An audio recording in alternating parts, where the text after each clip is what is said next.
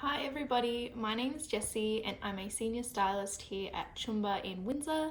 Today I'll be going over an amazing and quite often underrated and misunderstood product, the Oribe Matte Waves Texture Lotion. The Matte Waves from Oribe behaves like a sea salt spray, only it is in the form of a lotion.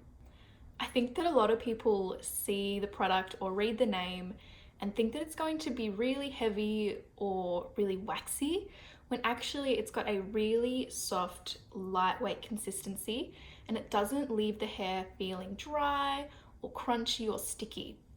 It adds a piecey texture that will give your hair that just been to the beach look. It has a medium hold, so it will prolong your style while also controlling frizz.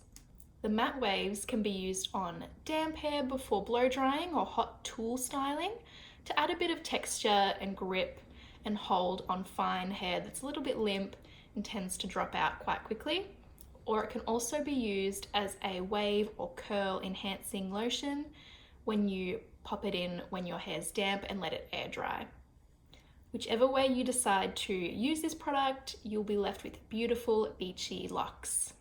The Matte Waves is a part of Oribe's signature range, so it contains a blend of watermelon, lychee and edelweiss flower.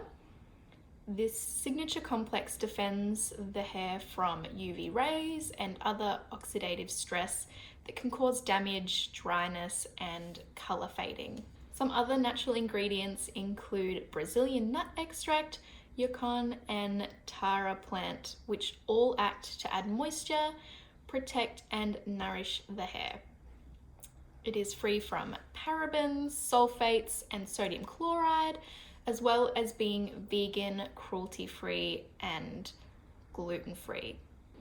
I hope this gives you a bit more of an idea of what you can get out of the Oribe Matte Waves Texture Lotion.